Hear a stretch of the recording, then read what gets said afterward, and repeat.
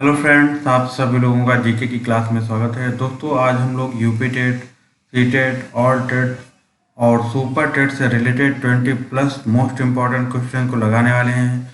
दोस्तों, ये क्वेश्चन काफ़ी इम्पॉर्टेंट हैं, तो आप भी लगाइए और देखिए कि कितने क्वेश्चन आपसे बनते हैं।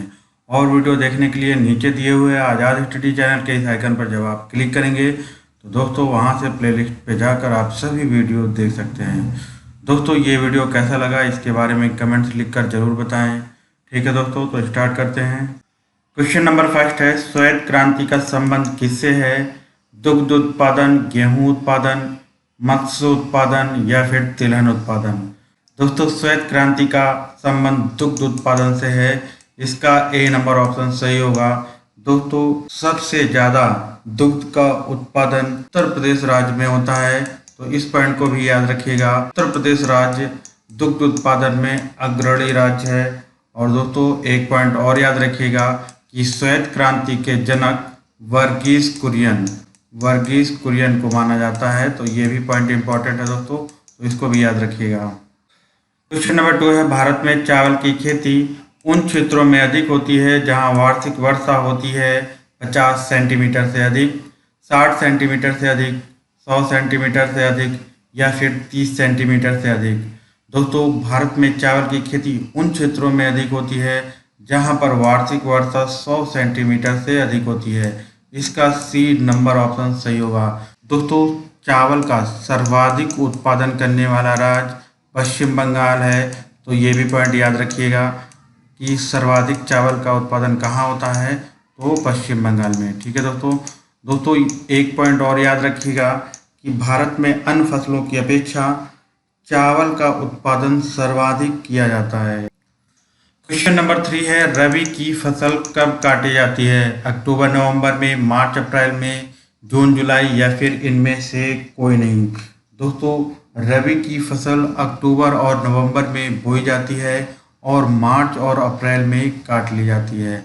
इसका बी नंबर ऑप्शन सही होगा, मार्च और अप्रैल। क्वेश्चन नंबर 4 है, कौन सा राज्य 3 तरफ से बांग्लादेश से घिरा हुआ है? मिजोरम, मेघालय, त्रिपुरा या फिर मणिपुर? दोस्तों, इस क्वेश्चन को सॉल्व करने से पहले मैप में समझ लेते हैं। दोस्तों, जैसा कि आप लोग मैप में देख पा रहे होंगे, यहाँ पर मिजोरम ये है और मेघालय यहाँ पर स्थित है, त्रिपुरा यहाँ पर स्थित है और मणिपुर यहाँ पर स्थित है। और दोस्तों, क्वेश्चन में पूछा गया है कि कौन सा राज्य 3 तरफ से बांग्लादेश से घिरा हुआ है। और दोस्तों, यहाँ पर मैप में देखिए, मेघालय जो राज्य है यहाँ से घिरा हुआ है बांग्लादेश से, ये और थोड़ा सा इधर। ठीक है दोस्तों, और मिजोरम दोस्तों देखिए यहाँ से घिरा हुआ है, जबकि मणिपुर का कोई मतलब ही नहीं है, मणिपुर तक तो है ही नहीं। ठीक है दोस्तों, अब त्रिपुरा देखते हैं दोस्तों। यहाँ पे देखिए दोस्तों, एक तरफ ये हो गया, दूसरी तरफ और ये तीसरी तरफ। तो दोस्तों, त्रिपुरा राज्य बांग्लादेश से 3 तरफ से घिरा हुआ है। इसका सी नंबर ऑप्शन सही होगा। क्वेश्चन नंबर 5 है, भारत का वह स्थान जहां पश्चिमी व पूर्वी घाट दोनों मिलते हैं क्या कहलाता है? मालाबार, कोंकण, कोरोमंडल या फिर कार्डमम की पहाड़ी? दोस्तों, इसको मैप से समझ लेते हैं। दोस्तों, यहाँ से केरल, कर्नाटक और महाराष्ट्र, गोवा ये सब पश्चिमी घाट की ओर स्थित हैं। और दोस्तों, जबकि तमिलनाडु, आंध्र प्रदेश, उड़ीसा ये पूर्वी घाट की तरफ हैं। दोस्तों, भारत का वह स्थान जहाँ पर पश्चिमी घाट और पूर्वी घाट दोनों मिलते हैं, तो दोस्तों वह अंतिम छोर या कार्डमम की पहाड़ी कहलाता है। इसका डी नंबर ऑप्शन सही होगा। क्वेश्चन नंबर 6 है, ग्रीन गोल्ड किसकी किस्म है? चाय की, स्वर्ण की, धान की या फिर कॉफ़ी की? दोस्तों, ग्रीन गोल्ड चाय की किस्म है। इसका ए नंबर ऑप्शन सही होगा। और दोस्तों, भारत में सर्वाधिक चाय उत्पादन करने वाला राज्य असम है, यह भी ध्यान रखिएगा।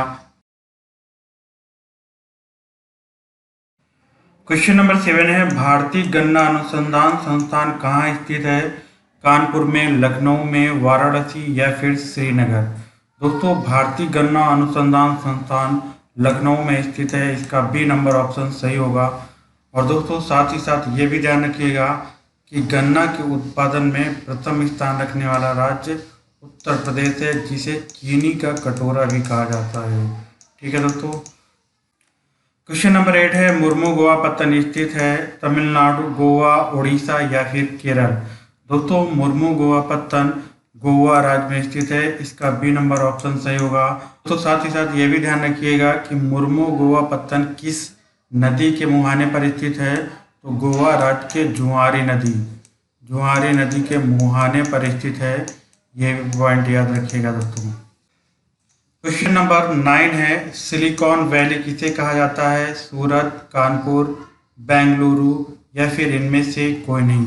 दोस्तों सिलिकॉन वैली कर्नाटक राज्य के बेंगलुरु शहर को कहा जाता है, इसका सी नंबर ऑप्शन सही होगा। क्वेश्चन नंबर 10 है, निम्न में एक रबी की फसल है कपास, मक्का, सरसों, अरहर। दोस्तों इसका सी नंबर ऑप्शन सही होगा। सरसों रबी की एक फसल है। दोस्तों रबी की फसल कब बोई जाती है? तो दोस्तों अक्टूबर से नवंबर माह में रबी की फसल बोई जाती है और काटी कब जाती है? तो मार्च और अप्रैल में।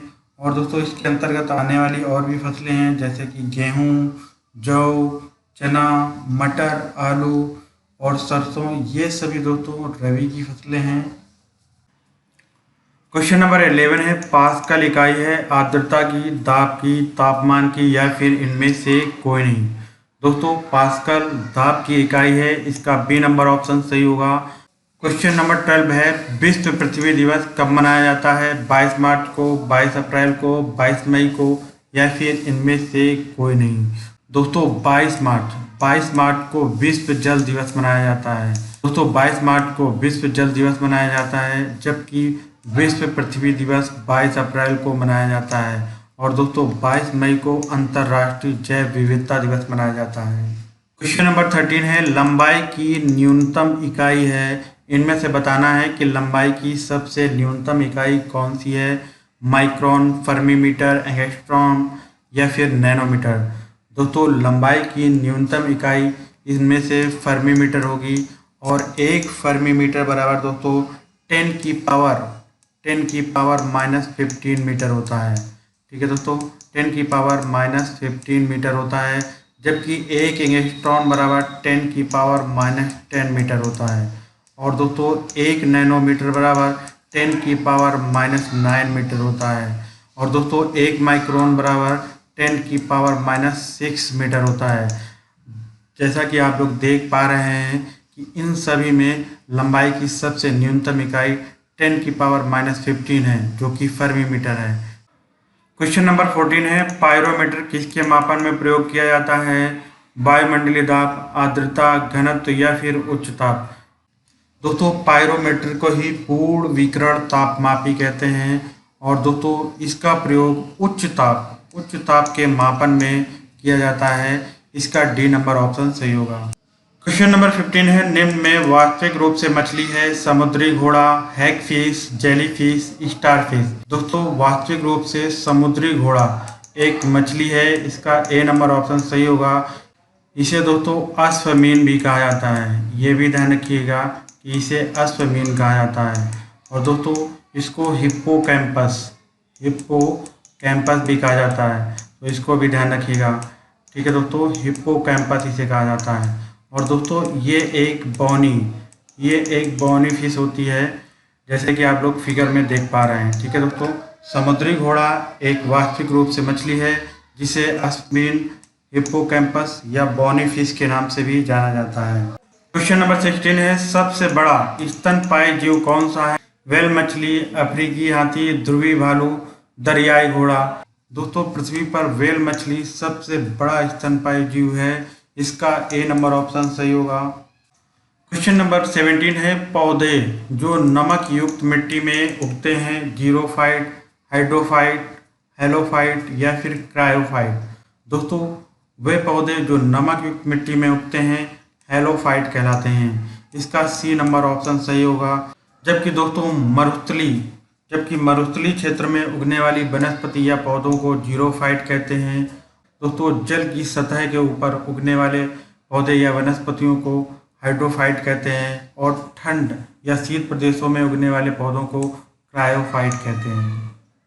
क्वेश्चन नंबर 18 है, इंसुलिन में निम्नलिखित में कौन सी धातु मौजूद है? तांबा, टीन, जस्ता या फिर इनमें से कोई नहीं। दोस्तों इंसुलिन में जस्ता धातु मौजूद होती है। इसका सी नंबर ऑप्शन सही होगा। क्वेश्चन नंबर 19 है, राष्ट्रपति के विरुद्ध संविधान के उल्लंघन पर महाभियोग की पहल हो सकती है लोकसभा में, संसद के किसी भी सदन में, राज्यसभा में या फिर उच्चतम न्यायालय में। दोस्तों इसका बी नंबर ऑप्शन सही होगा। दोस्तों राष्ट्रपति के विरुद्ध संविधान के उल्लंघन पर संसद के किसी भी सदन द्वारा महाभियोग की पहल हो सकती है। और दोस्तों ये जो महाभियोग की प्रक्रिया का जो प्रावधान है वो अनुच्छेद 61 में है, ये भी ध्यान रखिएगा दोस्तों। क्वेश्चन नंबर 20 है, राज्यसभा के 1/3 सदस्य पद मुक्त होते हैं प्रत्येक वर्ष, प्रत्येक 2 वर्ष, प्रत्येक 3 वर्ष, कभी नहीं। दोस्तों राज्यसभा के 1/3 1/3 सदस्य प्रत्येक 2 वर्ष पद मुक्त होते हैं। इसका बी नंबर ऑप्शन सही होगा। क्वेश्चन नंबर 21 है, संविधान सभा का प्रथम अधिवेशन कब हुआ था? दोस्तों संविधान सभा का प्रथम अधिवेशन 9 दिसंबर 1946 ईस्वी को हुआ था। इसका ए नंबर ऑप्शन सही होगा। और दोस्तों साथ ही साथ ये भी ध्यान रखिएगा कि संविधान सभा के प्रथम अधिवेशन की अध्यक्षता डॉक्टर सच्चिदानंद सिन्हा ने की थी, जो कि 2 दिन के लिए अस्थायी अध्यक्ष बनाए गए थे। इसके बाद 11 दिसंबर को डॉक्टर राजेंद्र प्रसाद को संविधान सभा का स्थायी अध्यक्ष बनाया गया। तो दोस्तों ये दोनों पॉइंट इंपॉर्टेंट हैं, इनको याद रखिएगा। ठीक है दोस्तों, तो इस प्रकार से हम लोगों ने 21 महत्वपूर्ण प्रश्न किए। दोस्तों ये वीडियो कैसा लगा इसके बारे में कमेंट लिखकर जरूर बताएं। मिलते हैं नेक्स्ट वीडियो में। जय हिंद।